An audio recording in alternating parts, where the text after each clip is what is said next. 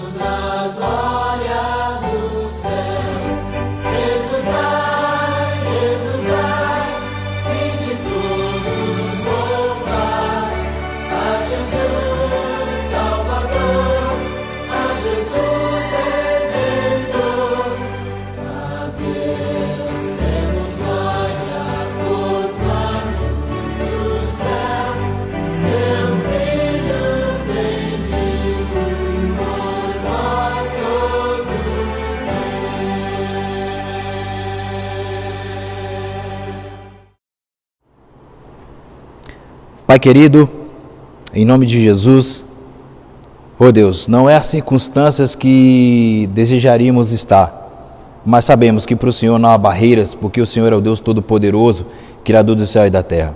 E por favor, Deus querido, que através de tudo que for proposto aqui nessa noite, que por favor, o Teu maravilhoso Espírito Santo, o Espírito da verdade, aquele que nos convence, que nos ajuda nas nossas dificuldades aqui nessa terra, possa, Deus querido, essas palavras e tudo que aqui for cantado, dito, possa ultrapassar, Deus querido, essa tela e possa chegar ao coração de cada um dos nossos queridos irmãos e amigos que estarão ouvindo. Rogamos em nome de Jesus, ó Pai, essa bênção do Senhor nesta noite. Amém.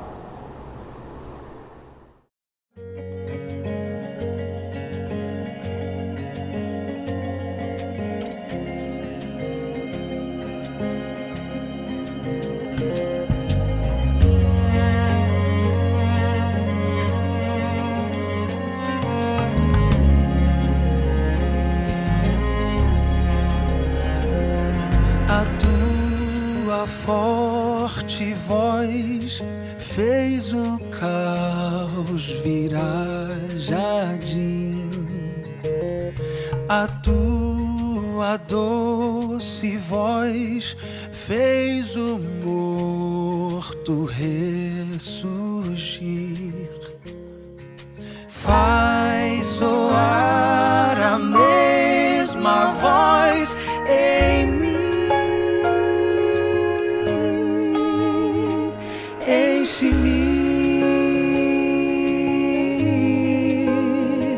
Enche-me, Senhor, de tua voz.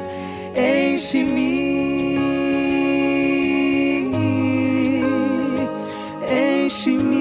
Senhor, de tua voz. Num verso então expresso o meu amor ao Criador.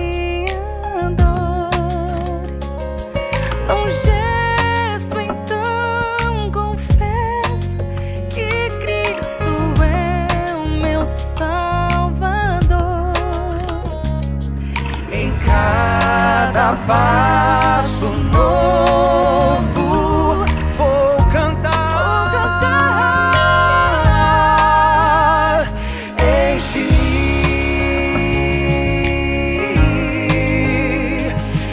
Enche-me, Senhor, de tua voz. Enche-me,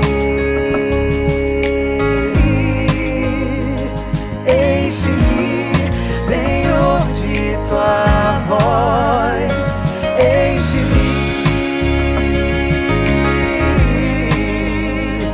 Enche-me, Senhor, de tua voz.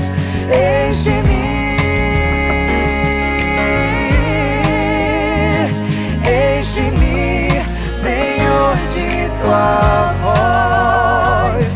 Em cada passo que eu andar, firmado eu estarei. E quando tudo aqui passar, no céu, Senhor, verei.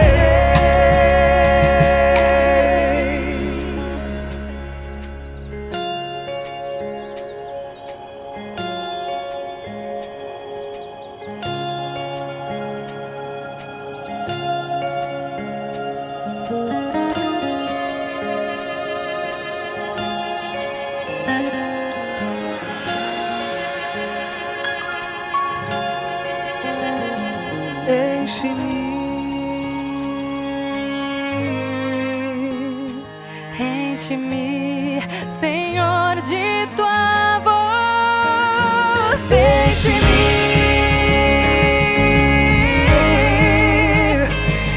Enche-me, Senhor, de tua voz. Em cada passo que eu andar, firmado eu estarei. E quando tudo aqui passar, no céu, Senhor, verei. No céu, Senhor, verei.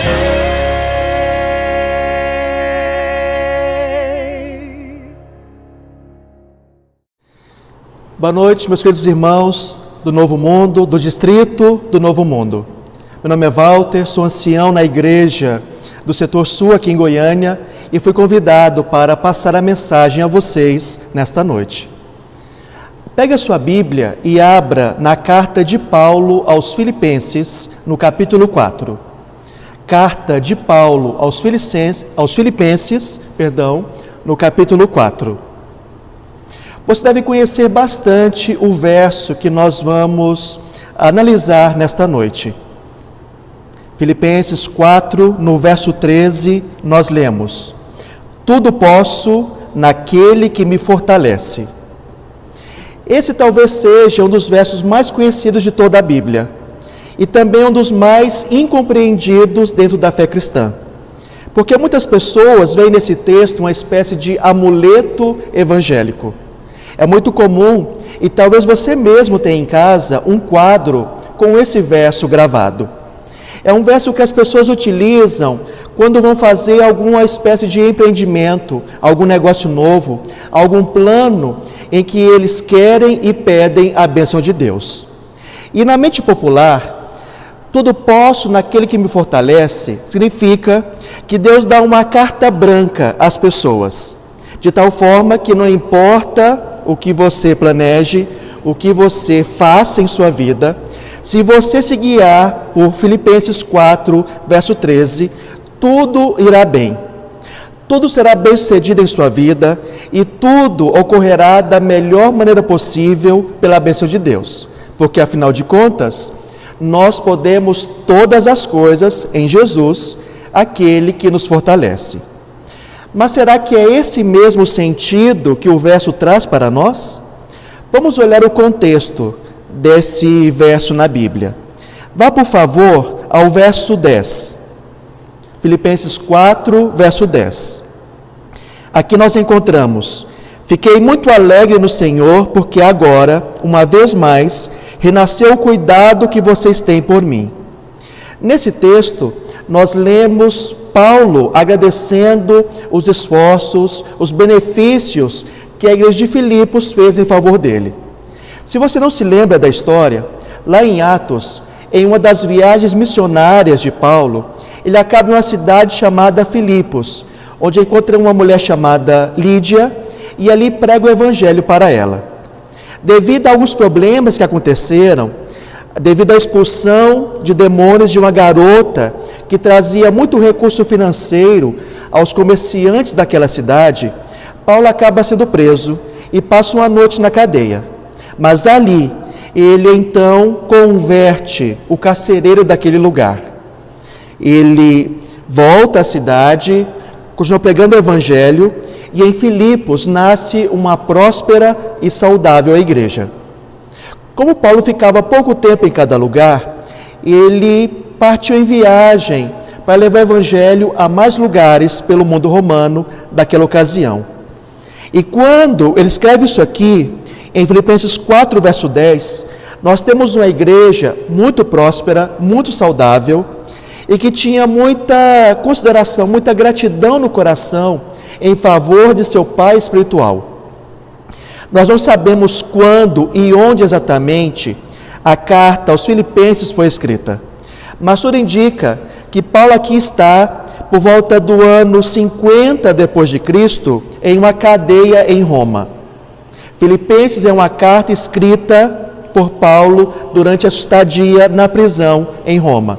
Tudo leva a crer dessa maneira. E os filipenses então mandam um membro daquela igreja, Epafrodito, para levar alguns benefícios, algumas ofertas em dinheiro para Paulo. E também para mostrar a gratidão por aquele homem. E então Paulo manda de volta Epafrodito àquela igreja com esta carta, para ser lida por aquelas pessoas. A igreja era muito saudável, a igreja era muito forte e próspera, mas havia um problema acontecendo ali. As pessoas estavam um pouco angustiadas, ansiosas, sem saber como viver a vida cristã. Os problemas, as dificuldades da vida estavam roubando a paz, roubando a alegria no coração e mente daqueles homens e mulheres na igreja de Filipos. E é por isso que ele fala aqui, no verso 10, fiquei muito alegre no Senhor, porque agora uma vez mais, renasceu o cuidado que vocês têm por mim. Na verdade, ele continua dizendo, vocês já tinham esse cuidado antes, só que lhes faltava oportunidade. Por que Paulo fala isso? Devido às circunstâncias daquela época, e devido também ao fato de Paulo estar cada vez em um lugar e em outro lugar diferentes, os filipenses não podiam mostrar gratidão, enviar a oferta para ele. Mas, naquele momento, eles conseguiram fazer. Eles queriam fazer isso antes, mas não conseguiram. Agora, enviando o crente Epafrodito, eles conseguem. E então, juntamente com aquele homem, Paulo devolve essa carta aos membros daquela igreja. E ensina a eles como viver a vida cristã. Em casa, durante a semana, leia o capítulo 4 de Filipenses. É um capítulo muito bonito, onde Paulo fala para as pessoas se alegrarem. E ele repete isso. Essa é uma carta da alegria. Ele fala no verso 4: alegrem-se sempre no Senhor. Outra vez digo, alegrem-se. E então ele continua dizendo: não fiquem ansiosos por nada. Levem seus pedidos, suas preocupações até Deus. E deixe que a paz de Deus e a alegria de Deus inunde o coração e a mente de vocês. Esse é o contexto aqui. Um homem na cadeia, enfrentando dificuldades, manda uma mensagem para que as pessoas também em dificuldade, lá na igreja em que eles se encontram, tenham alegria e paz em Deus. Sabe, nós estamos vivendo um momento muito complicado em nossos dias. Essa crise, essa pandemia, pegou a todos de surpresa e ninguém estava preparado devidamente para lidar com essa situação. E eu creio que essa mensagem aqui de Paulo é muito importante para nós, porque nós temos um homem com problemas, escrevendo a pessoas com problemas. Um homem que tinha tudo para ficar desesperado, triste, angustiado, confuso, como nós estamos nesse momento, nessa situação em nosso país e no mundo, dizendo a uma igreja para que eles pudessem ter paz e alegria em seu coração. Mas vamos mais um pouco. Vamos olhar lá no verso 12 desse mesmo capítulo 4 de Filipenses. Filipenses 4, verso 12, fala o seguinte: Paulo dizendo: sei o que é passar necessidade, e sei também o que é ter em abundância. Aprendi o segredo de toda e qualquer circunstância, tanto de estar alimentado como de ter fome, tanto de ter em abundância como de passar necessidade.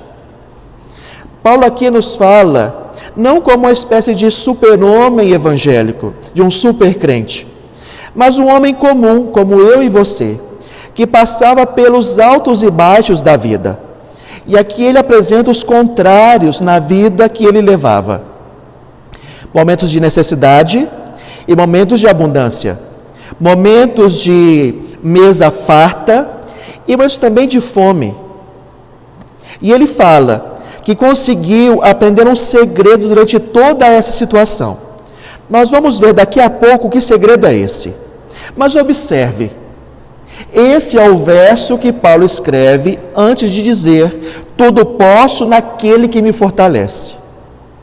Portanto, esse verso, tudo posso naquele que me fortalece, não é uma carta em branco dizendo que nós seremos sempre bem-sucedidos, que tudo irá bem em nossas vidas, que o sucesso, a prosperidade, a vitória sempre vai coroar os nossos esforços e trabalho nessa vida.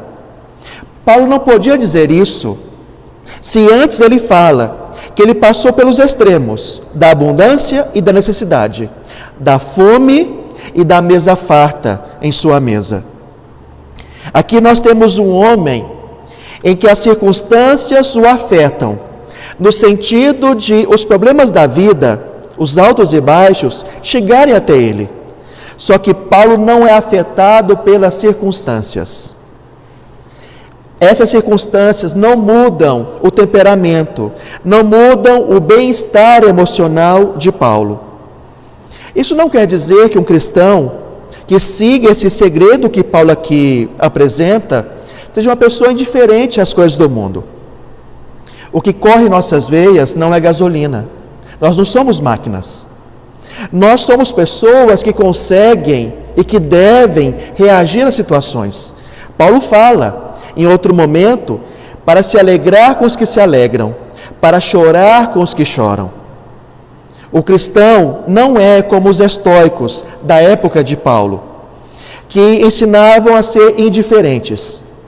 E não importaria se fosse o nascimento de uma criança ou a morte de uma pessoa, uma grande bênção recebida na vida ou uma grande tragédia sofrida. Esses estoicos ensinavam as pessoas a manter uma atitude de indiferença diante dessas circunstâncias. Paulo não fala isso aqui. O que Paulo está dizendo é que o cristão ele deve ser uma pessoa de tal maneira, embasada em Jesus Cristo, fundamentada em comunhão com o Senhor Jesus, que as circunstâncias não afetam o bem-estar emocional dele ou dela. Isso significa que o cristão, ele chora, ele se entristece, ele tem ansiedades, mas ele não se desespera como os pagãos fazem, como as pessoas que não conhecem a Jesus, porque ele sabe que as circunstâncias negativas dessa vida não o afastam do amor de Deus, da bênção de Deus, da graça de Deus em suas vidas. Mas o cristão também é uma pessoa que não se deslumbra, que não fica cego com as vitórias, com as coisas boas desse mundo, porque sabe que elas são passageiras. E elas não podem e nem devem ocupar o lugar da alegria que nós encontramos em Jesus. Uma alegria que não desaparece, que não muda, porque ela independe das circunstâncias em nossa vida. E então, lá no verso 11, vamos voltar a ele. Nós encontramos aqui o segredo que Paulo apresenta. Digo isto o quê? Essa questão de ele dizer que não estava em necessidade, ao ponto dos filipenses terem que ajudá-lo, porque estava pedindo, necessitando disso. E ele continua: não porque eu esteja necessitado, porque eu aprendi a viver contente em toda e qualquer situação. Esse é o segredo. E aqui Paulo usa uma linguagem que ele pega emprestado das religiões de mistério da época do Império Romano do século I. Essas pessoas acreditavam que havia alguns segredos, havia alguns truques que pessoas iniciadas nos seus mistérios poderiam alcançar. Uma verdade, um comportamento, uma habilidade que estava longe do acesso das pessoas normais, mas que alguns privilegiados poderiam conhecer se participassem daqueles rituais. Paulo pega isso emprestado dessas pessoas, dessas religiões daquele tempo, e ele fala: eu aprendi o segredo. Não em uma religião pagã, não em rituais estranhos de pessoas que não conhecem a Deus. Eu aprendi um segredo na minha vida, no meu relacionamento com Jesus Cristo. E esse segredo é viver contente em algumas situações, não é? É assim que diz o texto? Não. Aqui ele fala: viver contente em toda e qualquer situação, seja ela boa ou ruim, seja ela agradável ou desagradável, seja o momento em que todos os planos, em que todos os sonhos, em que todas as viagens se realizam, seja no momento de pandemia, de crise, em que precisamos refrear os nossos sonhos, adiar os nossos planos, e muitas vezes sem saber o que vai acontecer no mês que vem, ou mesmo no ano que vem. Paulo diz que aprendeu esse segredo. E ele fala aqui que é viver contente. Um pastor que eu ouvi há alguns dias disse o seguinte, que quando as pessoas perguntavam a ele se ele estava bem, ele dizia: bem eu não estou, eu estou contente. Porque bem é muita coisa. Quer dizer que tudo em minha vida vai como eu planejei, como eu gostaria que fosse. Eu não estou bem. Não vai tudo bem, porque tudo é muita coisa. Mas eu estou contente, porque eu tenho a certeza que Deus cuida de mim, que Deus está me protegendo. Mesmo quando parece não haver a proteção dele em minha vida, eu sei que Deus é vivo e verdadeiro. E Ele cuida de mim, da minha família, da minha vizinhança, da minha igreja, das pessoas que eu gosto, das pessoas que o buscam sinceramente e de todo o coração. Isso é o contentamento. A palavra lá no grego original da Bíblia, para contente, quer dizer autarquia, ou autogoverno, autossuficiência. Esse é um estado em que a pessoa se sente bem a tal ponto em que ela não é alterada pelas circunstâncias ao redor.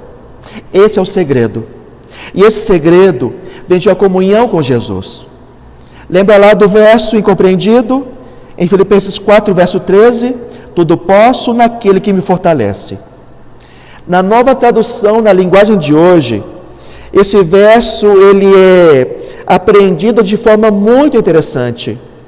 E em toda a plenitude que Paulo desejava aqui no original.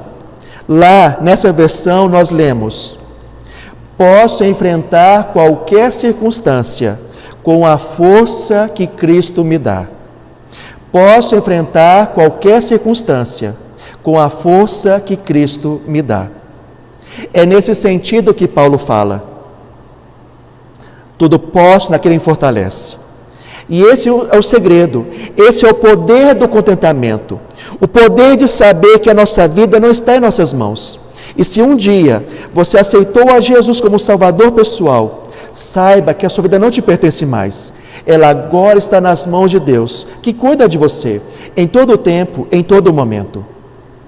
Esse segredo, o poder do contentamento de que Paulo fala aqui, é o segredo que aprendeu Horácio Spafford, um advogado americano do século XIX.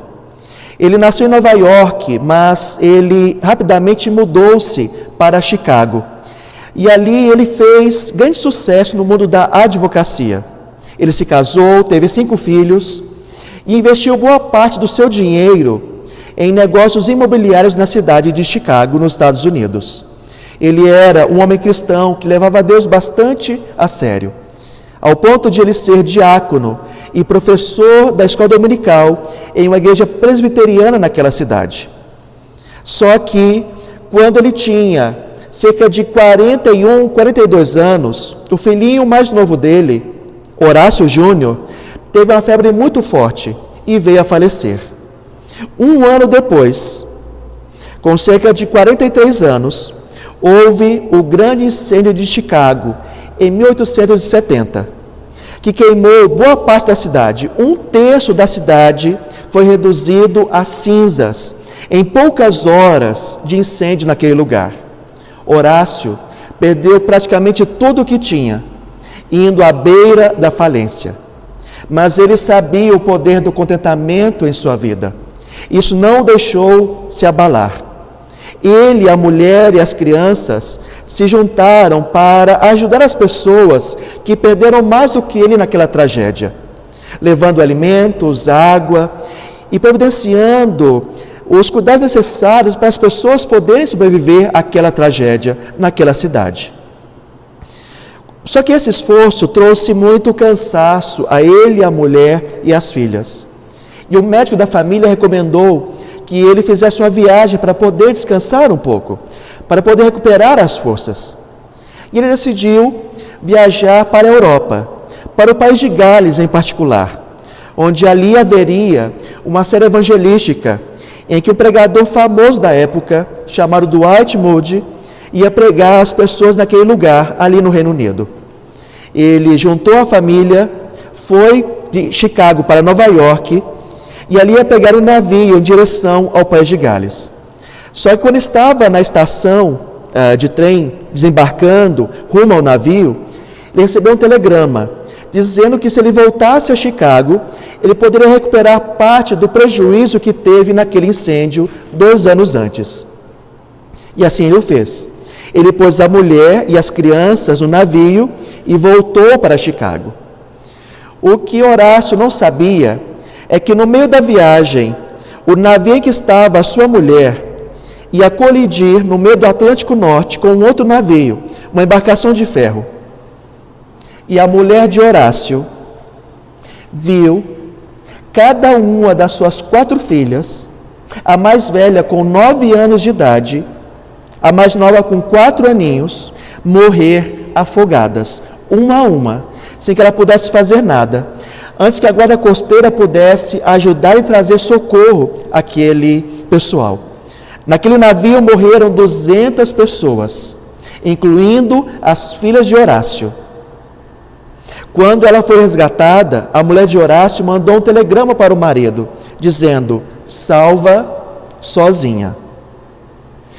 Quando Horácio recebeu a mensagem, ele foi imediatamente para Nova York, ele pegou o navio para encontrar-se com a mulher no país de Gales. Quando eles se encontraram, eles choraram bastante. um ao lado do outro, um nos braços do outro, porque era uma tragédia muito forte para que ele pudesse aguentar totalmente. Eu não sei você, e eu não sei como você está enfrentando a situação dessa crise no Brasil nesse momento. Eu sei que muitas pessoas estão ficando desempregadas, algumas estão com o perigo real, se é que já não estão passando por isso, de ter falência na empresa, de ver todo o trabalho de uma vida indo por água abaixo, e estão desesperadas nesse momento. Horácio não estava enfrentando uma pandemia, mas estava numa situação muito complicada. Antes de completar os 45 anos de idade, ele havia presenciado a morte do filho pequeno, o incêndio da cidade, a perda de todos os seus bens praticamente naquela tragédia, e mais tarde a morte de suas 4 filhas no meio do mar. Uma pessoa normal, humanamente falando, teria razão para cometer suicídio ou para abandonar completamente a fé em Deus nesse momento. Mas esse não foi o caso de Horácio.